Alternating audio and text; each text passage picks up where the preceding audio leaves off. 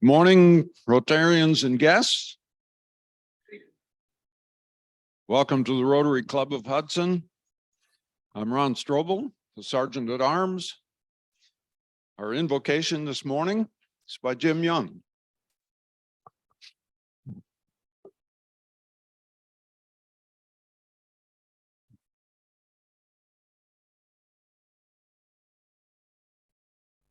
Good morning, Rotarians and guests.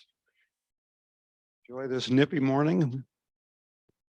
I don't know if most of you will remember Jimmy Sutphin, our old friend. He had a saying that the greatest sin was the sin of being ungrateful. So with that in mind, let's pray. Gratitude empowers us. It makes joy and love possible. It rearranges the way we see and experience what is all around us. Gratitude makes all things new. It transforms how we understand what is broken and gives us the ability to act more joyfully and with hope. So let us start each day with a grateful heart. Amen. Thank you, Jim. And lead us in the pledge and the four-way test, Rich Warfield.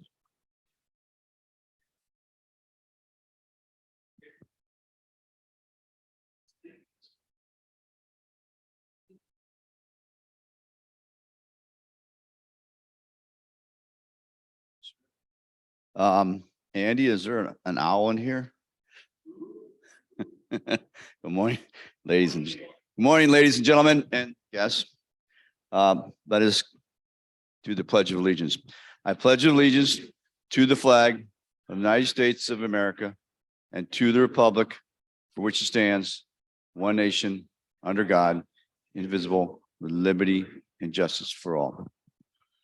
And now for the four-way test of the things that we think, say, and do. Number one, is it the truth? Number two. Number three. Number four. Good job. Ron has some news about his departure and my arrival, so I'll let Ron explain it to you. I just need to explain that this will be your Sergeant at Arms most of the time for the next 5 weeks. So I feel kind of bad for you, but that's life. And now to introduce our guests, Chris Barker. Mr. Warfield, are you up to the task? Okay, cool. Okay, so I'm happy to announce that we have a guest with us today. If she would please stand so we can give her a warm Rotary welcome. Joining us is Madeline Lapidi Carino. She's an attorney and she is guest of Ginny Frazier. Thank you so much. We hope you enjoyed today's meeting, and we understand you may be looking forward to possibly becoming a member. We're hoping. Thank you. Not at all. All right. Okay. Okay, and Thomas, we are going to do the song next, and lead us in song since we have this going. So no, we'll do yes. Okay. We'd still have to get our things worked out here. This is all new. It is. Okay, so you guys, we do have lyrics again. Thank you, Tom, back in the room. So today we're going to be singing My Country 'Tis of Thee. My country 'tis of thee, sweet land of liberty of the I sing. Land where fathers died, land of pride, from every mountainside, let freedom ring. Thank you, everyone. Thank you, Chris. And now to recognize our February birthdays. January was full of them, but boy, there weren't many people here born in February. We do have a Valentine baby, Andy Morse. Yeah. And Matt LaFountain was February 15th. So happy birthday. Happy birthday to you. Happy birthday to you. Happy birthday, Andy and Matt. Happy birthday to you. Thanks, Chris. And also like to just tell you all the people who became Rotarians in February. Ben Rexroad, February 1st, 2005, 18 years. Joe Boisel was February 28th, 2011, 12 years. Chris Barker, February 1st, 2013, 10 years. Keith Veers, February 6th, 2019, 4 years. And Nicole Kowalski, 2010, 2021, 2 years. So congratulations, all of you people, on your anniversary month of joining Rotary. And now our president-elect, Terry Bortnick. Good morning, Rotarians. Father Joe's out this morning, so you have me again. Not too many business things to take care of. Just our donations this month are going to be going to the Safer Futures, which is a women's shelter in Portage County. And what they would like are any type of cleaning supplies, spray Lysol, spray things, anything like that, maybe wipes, anything that they can use to help clean up around the place. I don't know if you read on there, but again, they're a place where most women have been involved in domestic violence. And so it's a good program. Hope that everybody can make a small donation for that. So this month, we're going to be continuing the year of Imagine Rotary, and we're going to begin our focus on youth. And our favorite past mayor is going to be introducing our speaker. Tom. Regarding the contribution. Yes. Yes. And what I do with that, guys, usually I typically do not pass the cash along to them. I go buy the materials and take it. I just think it's probably a better way to do that. Okay. All right. Here we go. Thanks. Thank you, President-elect Terry. Good morning, fellow Rotarians and guests. As Terry indicated, we are kicking off the month of February, and the theme for this month is youth. And I am really pleased and excited to introduce today's speakers. We have Moses Wang, who is a teacher at the Hudson High School and Hudson Middle School. He's been teaching in Hudson for 3 years. He is a teaching enthusiast. He loves people and the community. He loves knowledge and lives to see lives transformed by a spark of truth.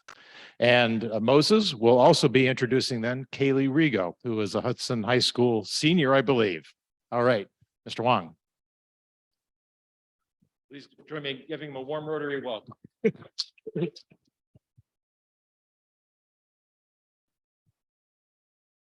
Hello, everyone. Can you hear me? Okay, so my name is Moses, and I'm a high school teacher. And because it's the youth month, so I'm here to talk about youth. but it's not. I'm here to talk about me. I bring my students who is actually a high school students, and then we're gonna do an overview of our program because in high school they're required to take 3 years of a language in order to earn an honors diploma, and then people will ask, how many languages are there? Anyone want to guess? Many. Like what languages? Sorry. In what languages that we offer in Hudson? Yeah, French, Spanish, German, sign language, Russian, no, Russian, Chinese, yes. Okay, so gets my point. And then, yeah, Latin, but they're phasing out. So yeah, so they're we're most students taking a language. This is what we have so far. Yes, next, yes. Oh, next. Thank you. And then keep going. Yeah, keep going. Yeah. Okay. So why people study Chinese? There's many different issues, many different reasons. One reason is because people think it's mysterious because it's a language for thousands of years. People want to study, but the main reason people wanted to study Chinese is, as people can imagine, the reason because of the economic advantages that China is offering. So there are a lot of companies that wanted to hire people who speak Chinese, but they don't want people who are grew up in China and speak Chinese. They want Americans who can speak Chinese to work with Chinese. Chinese language is also one of the defense language by it's the language that is recognized by the National Department of Defense. So if people decide to study Chinese in the future, they will possibly more likely to get a defense job or to get a scholarship. And where our graduates, those are where our graduates go. Okay, next. Yeah, I always say we get the top students. They're all very hardworking. Okay. And that's all we do, right? So I'm also an advisor of 3 clubs: National Chinese Honor Society, most of the people taking Chinese. And second is Dear Asian Youth. And then Kaylee's the president of the Dear Asian Youth, where in the club, they talk about a lot of Asian American in the community. And that's what we do. We just celebrate our Chinese New Year. And sometimes we do, in the classroom, we do a lot of games just to engage them. And I put a little, they see the little terracotta warrior. And then because of a really nice, beautiful maker space, so we can actually print that out and put it there, which is stick that there on the door. So people walk in, they will feel the sense of, they're going to respect their teacher, hopefully. That'll work. Oh, next. And then we also do the door decorations, and then one for plays. Kids have fun. The plays doesn't matter as much. And then and on top, you see, we're taking photos. That's the inductional ceremony for the National Chinese Honor Society. So they're really happy, join the society. And then on the bottom is what I do. Okay, so I go back to Taiwan because I was originally from Taiwan. I send postcards to them. So if you want postcards, I'll send them from Taiwan, and they're all very excited. And I'm excited sending them too. Next. And we also make T-shirts. And thanks to the beautiful maker space, we design it, and then we print it, and then we sell it to our students. So we make T-shirts every year, and the kids really like it. Okay, next. And then also join a club fair in the school. So there's a club fair every year. We introduce our so many different clubs, and we don't want to represent Chinese. So I make sure that they have fun, play games, and they have their own name in Chinese, and then design activities for them to experience. Next. Okay, now I have Kelly. Kelly, talk about her story and her journey. Great, thank you. So just a little background about myself. I am a senior this year in Hudson High School, and I was actually a student of Moses Wang's for about 3 years, I believe. This year I'm doing independent study AP Chinese due to scheduling conflicts, but we still talk regularly. Today, basically, Moses, we're going to ping pong off each other, but I would like to talk about some of the advocacy that I've been doing over the past 2 years. So on the slide here, there's 3 Instagram posts. 2 are from Asian Services in Action, or Asia. And I'm actually the advocacy intern for Asia at the moment. And it's an unpaid internship, but it deals with helping immigrants get accessible health care and citizenship in the Akron and Cleveland area. And so on the left, I attended the Karen New Year, and then in the middle, Chinese New Year, which actually happened last Saturday. And I was just giving red envelopes to little kids during that celebration in Cleveland. And then on the right is OPAL. So that stands for Ohio Progressive Asian Women's League. And it's a league of Ohio women. And together it's building a grassroots Asian American and Pacific Islander leadership community and then power in the Ohio area. And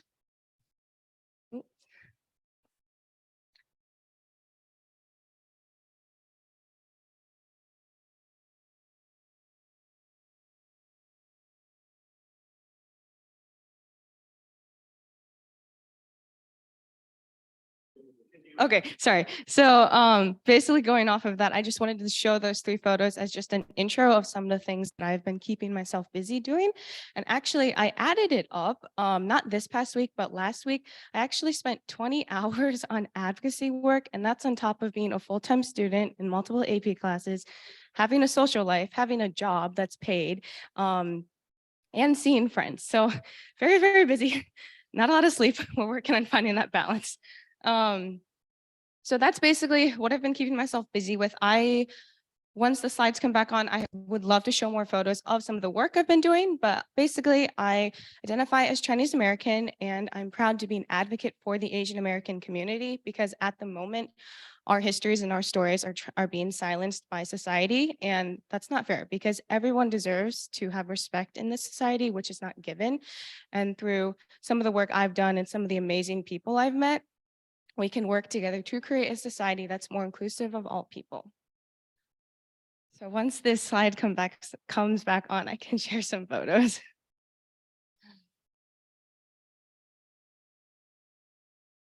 Yes, so that's actually the end of the slideshow. So at the moment, my top school would probably be University of Maryland because I plan to do an Asian American Studies minor and then either public policy or communications major. And I love their minor at UMD, so that's my top. I'm currently waiting. This is my reach schools, but either UCLA or UC Berkeley, but those will not come out until March. But definitely probably somewhere in the DC area to eventually work with an AAPI, which is Asian American and Pacific Islander nonprofit. Mhm.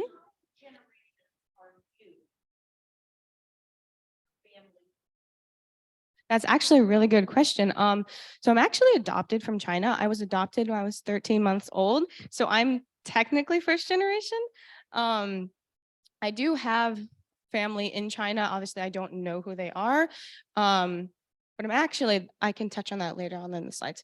So I first got into advocacy last year, actually around this time, so January, February, and I went with Asian Services in Action, the organization I'm an intern for, and we went to the State House to lobby for Senate Bill 214.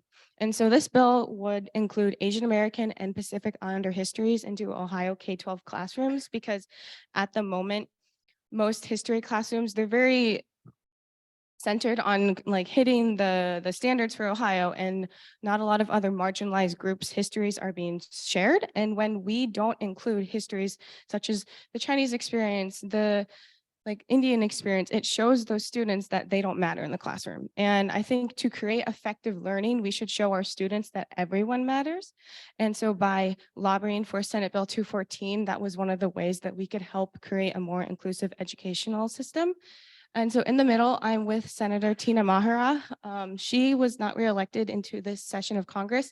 However, she was the sponsor for Senate Bill 214. And then the other photos on the left and the right are just some of the people and then offices that we went to talk with. And in the bottom right is the atrium of the Ohio State House, and that's where everyone would meet, kind of home base for this lobbying event. Want to switch slide? And in the left corner, I'm seen talking to Senator Rogner about how this bill would be beneficial in Hudson as she represents Summit County's district. Want to switch? Okay, so after I did that, I realized, oh my gosh, this is pretty fun. And I realized that I can use my voice to help people in my community gain more representation. And so this past summer, I attended the Unity March, and this was the first ever Asian American and Pacific Islander led march on the National Mall. And we collectively marched for reproductive rights, solidarity after all of the anti-Asian hate crimes as a result of COVID-19 pandemic, and just overall inclusion of other minority groups. And so these are all photos from that march. This photo right here, I'm with the CEO of Asian Services in Action. Her name's Elaine Sao, and I've been able to talk with her and hear her story, and she's quite an incredible woman. And actually, as of I think last week, she was able to go to DC for the first ever Lunar New Year, so Chinese New Year celebration in the White House, and she was able to introduce President Biden at that event.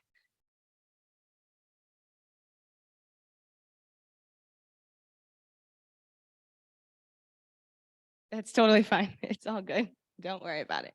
So that was DC, and I had been to DC previous, but it was during this March that I realized I love DC, and eventually that's where I'd like to have my home base. And these are some other photos from DC. On the left, there was a lot of people in attendance, and so that was just me holding a sign because we had all made signs for this. And then on the right, this was also in the summer. I was a volunteer for OCA Greater Cleveland, and my friend and I helped register voters at the Asian Festival that happens annually every summer.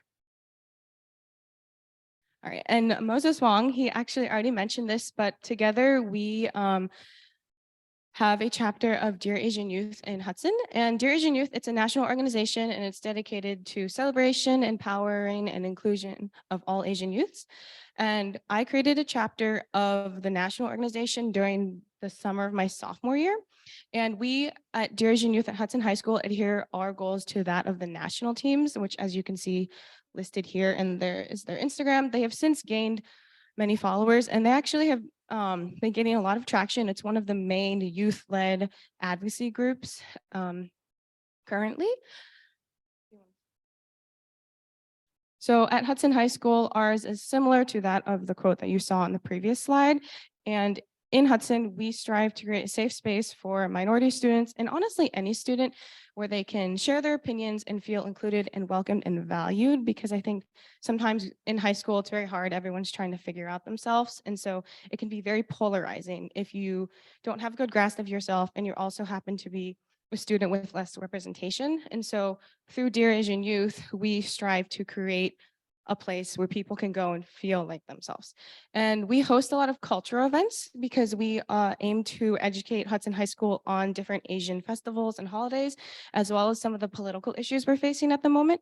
So some of our celebrations include Diwali, which is the Indian celebration of light.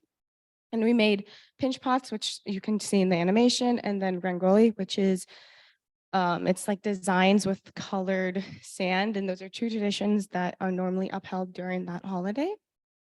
And on the far right are some of our Instagram posts of some of the other celebrations that we've hosted. And we have a leadership board. So this is the slide that we show all of our members every year.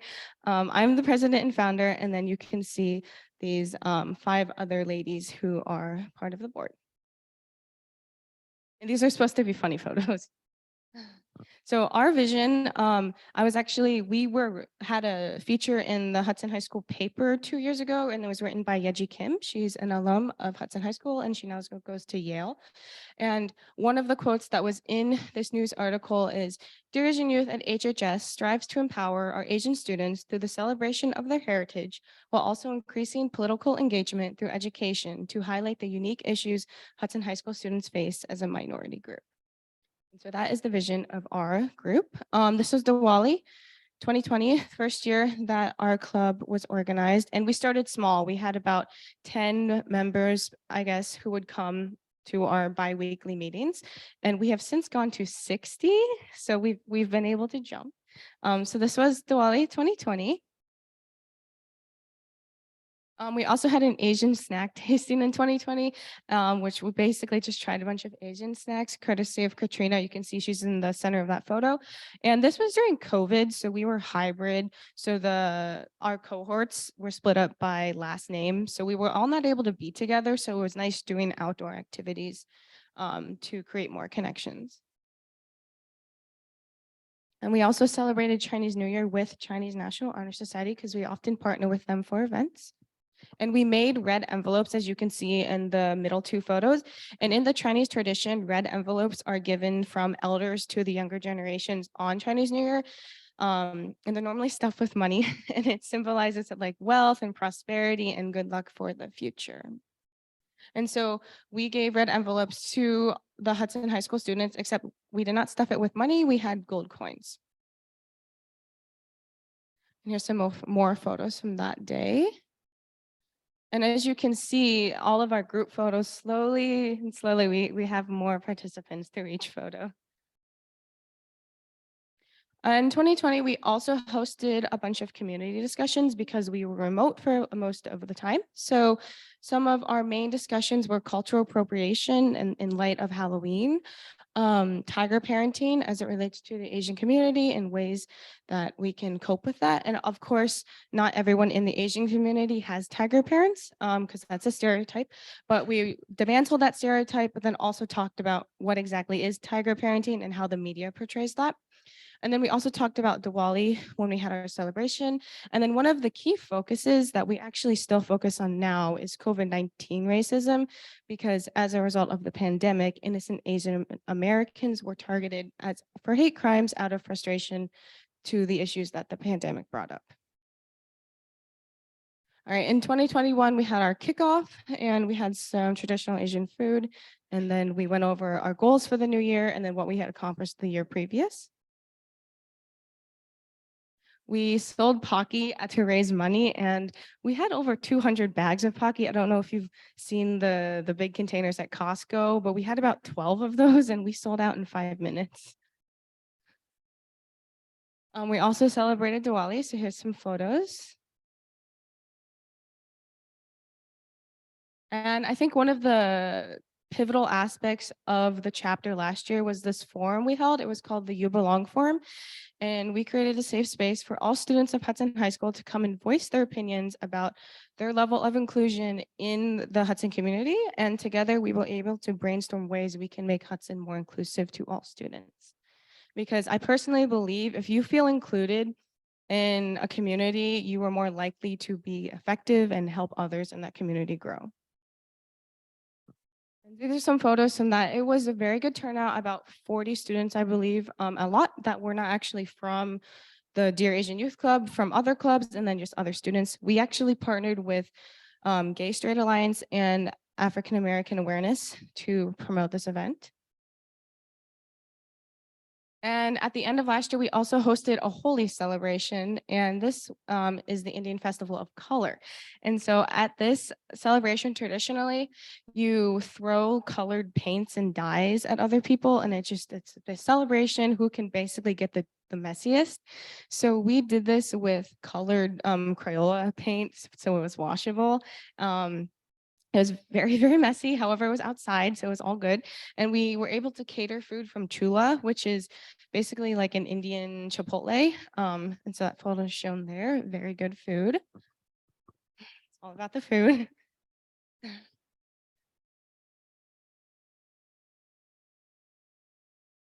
And here's some more photos from that. We were actually fortunate enough to rope off the area right by the field house leading to the football field. So it was a great area. We had it contained, and we actually surprisingly didn't stain anything. And this was actually, so it's a little out of order. We also held a testimony writing workshop for that Senate bill that I had mentioned earlier, and that took place in February. And so for the Senate Bill 214, they were taking written testimonies on why having more inclusive history would be beneficial in Ohio. So our board members and then our members, we wrote testimonies in as proponents for that bill. Senate Bill 214 was also taking verbal testimonies, and I was going to give a verbal testimony to the Ohio State House. However, since Tina Mahara or Senator Mahara was not reelected, that hearing was never commenced. And on the right, this is not a comprehensive photo, but some of our board members at the club photos that occurred last year. And so just the comparison. So this was in 2020, 2021, and then photo on the right, which is much bigger, is 2022, 2023. We've almost doubled. A lot of it's fresh. A lot of the members are freshmen, which means that they have 4 years to accomplish a lot in Hudson High School. So it makes me very excited because I think this new generation will be able to bridge that gap and really make Hudson an inclusive place for all people. And actually, as well, traditionally, our chapter was more female students that were involved, but in the right photo, you can see we are getting more male students slowly, but they're coming. So that is some of the advocacy that I've done, and then just a little more about myself. So like I said, I was adopted from China when I was 13 months old. I am still in contact with one of the nannies who took care of me, which is quite rare for a lot of Chinese adoptees because unfortunately, around like the year 2000, 1990, so many babies were being abandoned either for medical reasons or for the one-child policy in China. So to be able to still have a connection with the woman who raised me in my formative year is, I'm very fortunate for that.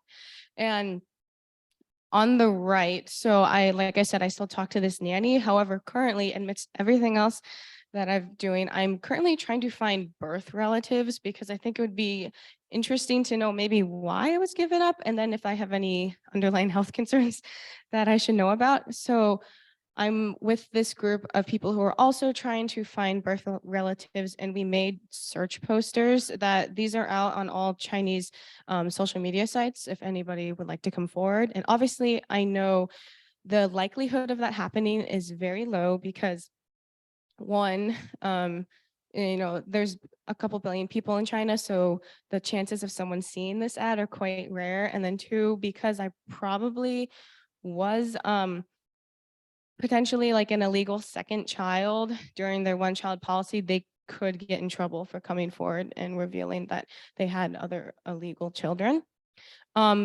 This is the photo that I put out, a more recent photo. And then this is actually my only baby photo I have. And that was taken, I believe, the day that I was abandoned because I was abandoned on my birthday, February 25th. And so that was the finding that I was found with. And basically to sum it up, it just said that I have black hair, that I don't have a name, like I wasn't left with a name, and that I had a big mouth. Yeah, that's just going for me. And so I continue to do this advocacy work, and I plan to continue it all throughout my life because I believe this past year, in some ways, I've been able to find myself through this because I realized I can use the American parts of my identity to talk to other fellow Americans, and I can use my Asian appearance and my knowledge of the Chinese culture to bridge that gap. Because for so long, I felt like I was in a gray space, never really identifying with American culture fully, and then never identifying fully with Chinese culture. But I realized through advocacy, those two aspects of my life kind of come together, and I just feel more like myself, and I feel confident when I'm able to do this. And one of my driving factors as well for continuing advocacy is the increase in anti-Asian hate crimes since the pandemic. So NBC News, they released a report earlier this year claiming that 339% hate crimes against the Asian community increased this past year. And actually over the week, unfortunately, there was 2 major mass shootings in California, one at Monterey Park and one at Half Moon Bay. And these were hate crimes against the Asian community.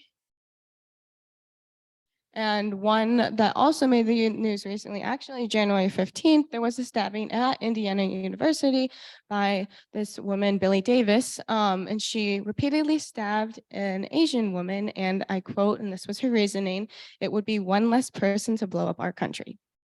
And as a result of people like this, it's very frustrating because I believe incidents like this happen out of ignorance. If maybe she was more aware that, Chinese people, all different minority groups, nobody is inherently wrong and nobody deserves that kind of treatment, especially for their skin color or how they choose to represent themselves. I think if she and other people who perform these heinous hate crimes could understand that, then we can help eradicate that issue. And so that is one of my main forces, is to educate people, because ignorance isn't bliss. And however, being ignorant is not necessarily someone's fault, but they can choose actions and educate themselves to become less ignorant, to help eradicate these issues. And so current and future plans, second semester senior, I think I have like 3 months left. Who's counting though? Graduation is May 24th. I said University of Maryland's probably my top school at the moment. Thinking about UCLA or Berkeley if I can get in, but I don't know if that's gonna happen. I would love to end up in DC. And then I'm also at the moment working with Asian Americans Advancing Justice, which they have a headquarter in DC, but their main location is in San Francisco. And Asian Americans Advancing Justice is one of the main AAPI advocacy groups. And I'm working to create a youth convention with them currently. And if I go to Maryland, I hope to continue my work with them, because I've actually wanted to work with this organization since middle school. And so being able to work with them now is almost a dream come true for me. So that is some of the work that I've been doing. If anybody has any questions, I'd be happy to answer, but keeping myself busy and enjoying it.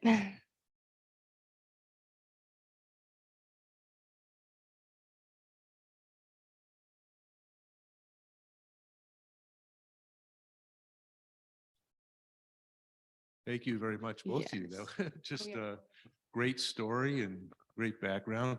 A couple things. So myself and Tom are on the school board, and we would love to be invited to any of the activities you do, particularly those that are trying new foods. Yeah. So, but truly, any of them, the board would obviously love to do that. I just a question. So I'm sure a lot of the kids in the Chinese class have background, have some fluency already. How hard is it to learn it from scratch, learn Chinese from scratch? Because unlike languages that are related to English, where you could sort of recognize some of the words, it really seems to be, very different to try and learn it. Honestly, I don't know if I'm the best to answer this question, because for that first year of my life, I was in an orphanage. I was hearing Chinese every day. So I think subconsciously it's in there. But once I came to the States, I was learning Chinese for a while, but then I stopped because I got very busy, unfortunately. So I think starting from scratch and learning it, I would say isn't it? I think it's one of the hardest languages, probably besides like Arabic, to learn, because we don't have an alphabet. It's just characters, and there's thousands and thousands of characters to memorize and learn. So I would say coming from fully native English speaker to Chinese, it'd be tremendously difficult. I think I have a slight advantage after hearing it for a year, but because I was a baby who couldn't speak, I don't know how much that helps me now. Like from a teacher's perspective, right? Because Chinese compared to Spanish, a lot of words that are similar to English, but Chinese there are not a lot. But I always tell people who are wanting to take Chinese, but they look scared. I said, good thing about learning Chinese, there's no conjugation. So remember, you learn English, right? English. Oh, yeah, love conjugation, right? So English. When I was learning English is very difficult. Like minus subtracts all these exceptions, and like the word, right? Like okay, let's say go, right? But if it happened in the past, what do you say? Went, right? And then if has already happened, what do you say? Gone, right? And then it's very regular. But in Chinese, all the verbs stay the same. I always tell my students that verb forever and ever till the end of the world will never change. And they look so happy. So I say that in that sense is easier, right? And then there's another cool thing about Chinese is we have many different characters, but we don't create new phrase. Okay, let me give you an example. So in Chinese, we have this word called word called electricity, and there's another word called brain. Your brain. We put them together. Electric, brain. It means computer. Okay, so in another one, electric, ladder, like you climb up. That's elevator. And then electric, vision is television. So in that way, you're learning some basic ones, and now you're just doing like combinations. And sometimes I have kids see a word, right? They've never seen it before. I said, do you want to guess what it is? And sometimes you'll guess it right. So in a way, it start off harder, but once you get into a certain level, you just fly, you know. And then if you work hard, you can always be fluent. That's all I tell my students. Yeah, hope that, yeah. Was it good? Okay, yeah.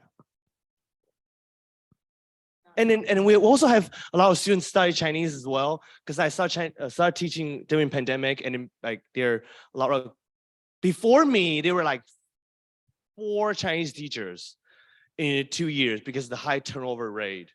And then when I started teaching, and I learned that the enrollment was low, so I started recruiting students. So over the year, the enrollment has gone up a lot, and the kids seem to enjoy it. You know, I hope.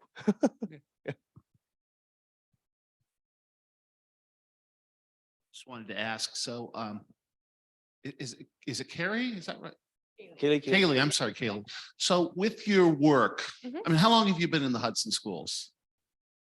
Since fourth grade, middle of fourth Okay, grade. so a while now. Yes. So tell me about, like, with your work, with the clubs that you're involved in and Mhm. everything, and their goals of making the experience for Asian youth more inclusive. Yeah. Would that be fair to say? Yes, That's yes. kind of the general theme here. Do you feel like you're making some progress? Can you tell us a little bit more about maybe examples of where Asian students maybe don't feel as included or have not felt as included, and maybe, how's that going? Yeah, that's a great question. Thank you. So I think 2 main examples that come to my mind. One would be that forum that we had hosted that I had shown photos for. Through that forum, we actually had a bunch of feedback, and I don't know why, but there was a photo about the feedback that I forgot to put on here.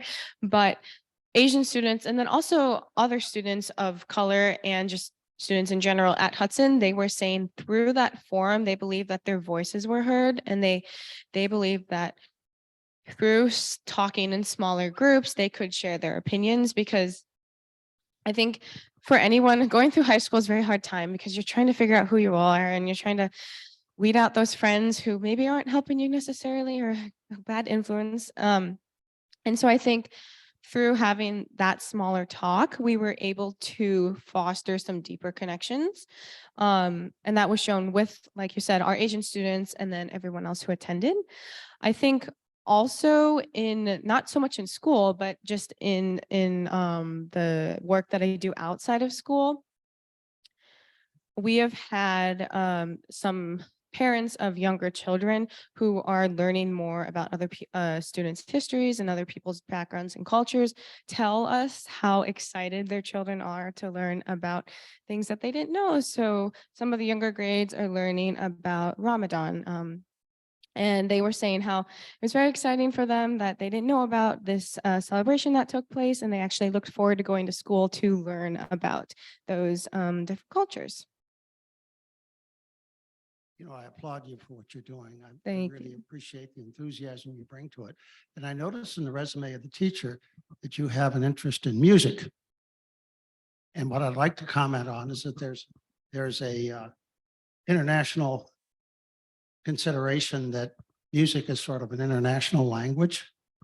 And I asked Tom, and Tom, I hope you have it, to play a little YouTube I found yesterday, written by an Asian student who's blind, and he wrote it in as an elegy for the victims of the earthquake in Japan that created a tsunami and a number of people were killed. Tom, did you bring that up? No, I guess he didn't bring it. Oh, I'm sorry. I'll bring it up at another time, but the point is that the music is all written by a student, and it just internationally crosses all lines. And I encourage what you're doing to promote the Asian interest is to include music in that also, so people understand it, and they will understand it. Again, thank you for coming today. Oh, thank you.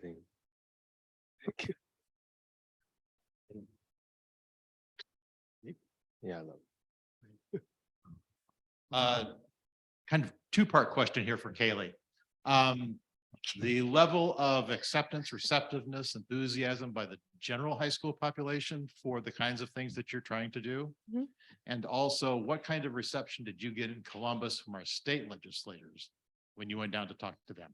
All right, thank you. Two very good questions. I think in the school, we're getting more leverage, and I'll be honest, when we have events centered around food, we always have better turnouts. Yes. Like our first meeting of the year, we kind of went overboard with the amount of snacks we provided, and we would have students just come in, go get snacks, and then leave, which is fine because they saw what we were doing, so it's free publicity. But yes, generally the events like Holi and Diwali where we have some food cater to more people. Some of our more tailored events, such as that Senate bill writing, was very low attendance because one, we didn't have food, and two, it's extra work on a Wednesday morning because oftentimes we have our meetings during block days. So today's like this, where school doesn't start till 9:30, and so it's very understandable as a high school student if you could sleep or go write an essay towards something. I understand picking the option for sleep. So definitely when there's food, there's more reception. Within the state house, I was going with Asia to talk to legislators who were actually against the bill. And so we were trying to educate them on why more inclusive practices in education can be beneficial for all students. And considering the fact that Tina Mahara was not reelected, I think having more inclusive education in Ohio is slow to change. However, I don't lose hope, and I know that one day we will have an education system that is very inclusive of all identities, not just the Asian experience. With OPAL, the organization I had mentioned in the beginning, Ohio Progressive Asian Women's League, I'm actually on one of their new curriculum committee creation committees, and we are creating a bill similar to that of the Senate Bill 214 that would include more minorities histories besides just the Asian American and Pacific Islander community. And once that bill is formed, obviously that's probably going to take a couple of years because change takes time, that we are going to reintroduce that to the Ohio State House to see if maybe, because it encompasses more minority groups, it would also thus encompass more of the constituents of each of the sectors of the government. So hopefully that will have more representation and have more feedback, but at the moment, the change is quite slow. Make this real quick, but first off, thank you so much for your presentation. You're thank an you. inspiration. You're such a well-spoken young lady. Thank you. Okay. And I was excited when you said that you're interning with Asian Services in Action. Mhm. So first, I want to let you know, do you know Thet Win? I've worked with her. She represents small businesses, Huh? Asians that come over that want to start small businesses. Mhm. So I've been honored to work with her and with, some of the people she represents, and she'll even serve as their interpreter, help a Mm. lot of people start businesses in the Akron area. So my question to you is, since you're interning with them, what type of things are you doing? Yeah, thank you. Actually, so I go there, so I have two study halls today. So after my one class, which is AP Lit and Literature, I go to Akron every Wednesday. At the moment, I'm a little behind in work. I have a couple of reports to do on previous bills that have gone through their state house in regards to making inclusive education, and then also creating an office of commissions for the Asian American community. Normally I do outreach events, so I help with the Chinese Lunar New Year in Cleveland as well as in Akron. And in March. I'm very excited. I think I'm going to DC with Asia for a public health convention on how we can make healthcare more accessible to all groups of people. So basically, to answer your question, in short, a lot of reports, a lot of the grunt work, so to speak, which is fine. I don't mind because that's the avenue that I would like to work in eventually. So it's a great experience. But as well as doing the reports and the summaries, I also do outreach with them. Thank you very much. Yes, thank you.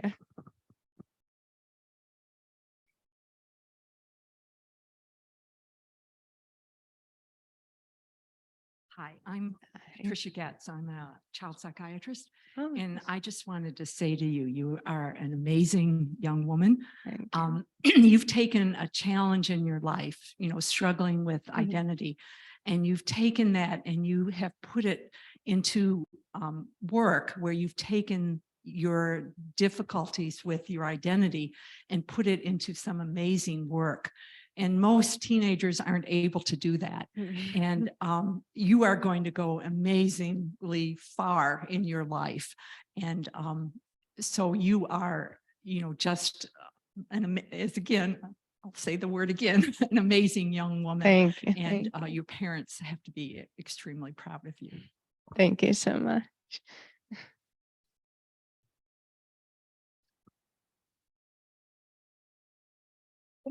Thank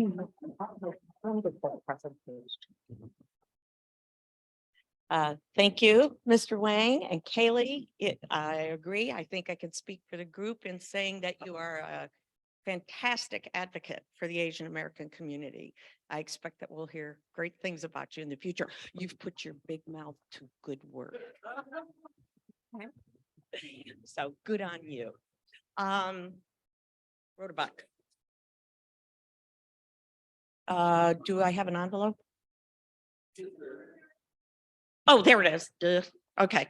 Kaylee, would you like to come up, and we have a little raffle ticket each week. You want to come pull a ticket for us?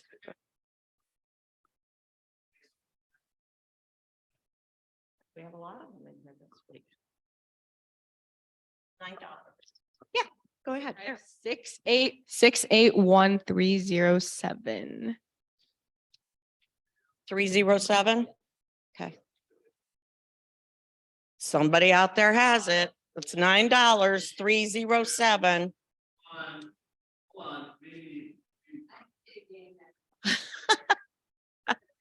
It's okay, Mimi. We have a couple extra minutes today.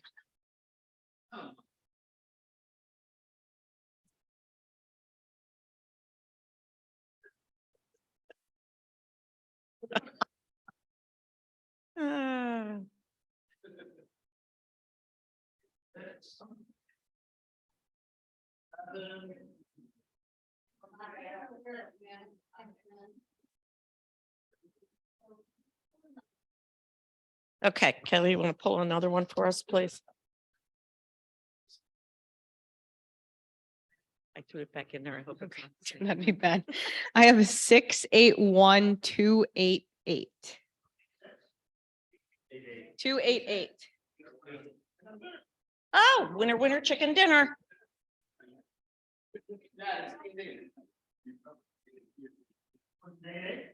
Oh, 681-288. Okay.